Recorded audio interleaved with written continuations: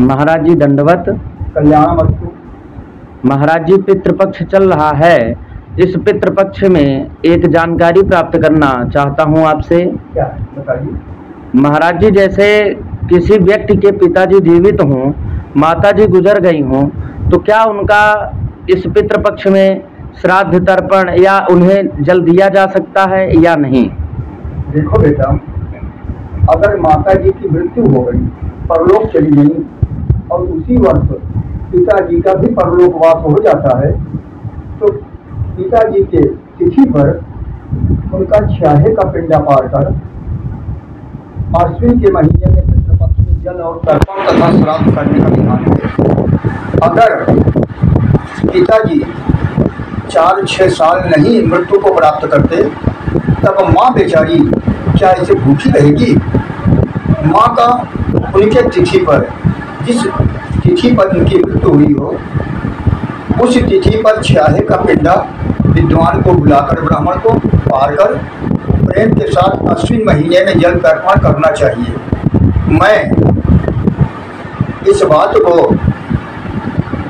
परांकुश संस्कृत महाविद्यालय पूरेनोती के प्राचार्य श्री पारसनाथ जी तिवारी महाराज, जो नवहिया सरैया के रहने वाले थे लेकिन अब तो अन्यत्र कहीं रहते हैं, अब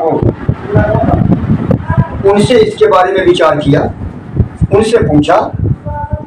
वो प्रख्यात विद्वान है, मैं ऐसे विद्वान को कोटि कोटि प्रणाम करता हूँ। शायद वो भी चैनल देख रहे होंगे, वो मेरा प्रणाम स्वीकार करें।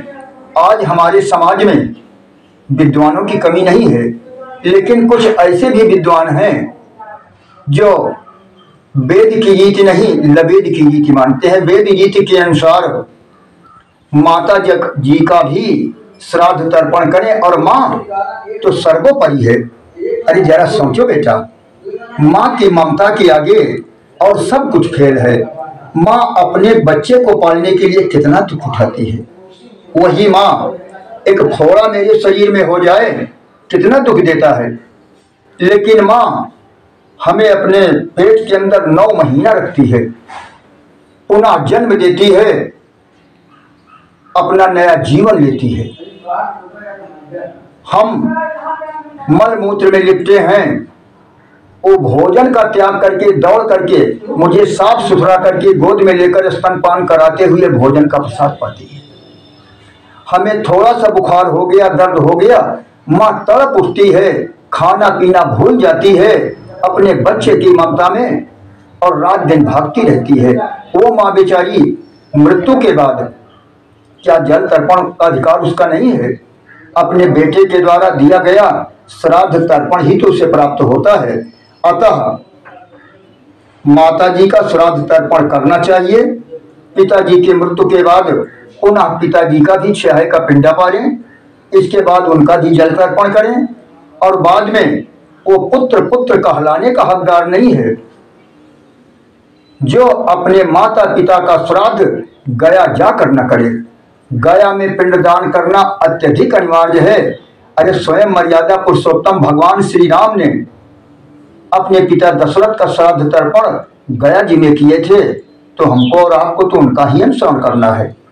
अतः मैं यही निवेदन करूंगा पूरी समाज से, माता जी की तिथि पर श्राद्ध नहीं होती, पिता का तिथि पर श्राद्ध होगी हमेशा पितृपक्ष में, लेकिन माता जी की नवमी को प्रेम पूर्वक नाना प्रकार से पूजन अर्चन करके इनको विदा कर देना चाहिए, क्योंकि ये 9 दिन के लिए ही पितृपक्ष में अपने बच्चों के घर आती हैं। जरा सोचो, पितृलोक से हमारे समस्त पितर पितृपक्ष लगते ही हमारे यहाँ आ जाते हैं।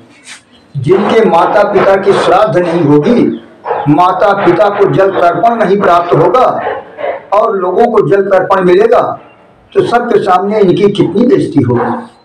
और ये अपने बच्चों को फिर आशीर्वाद नहीं देंगी, क्रोध में श्राप देंगी, धिक्कारेंगी कि ऐसा नालायक बच्चा मैंने क्यों जन्म दिया।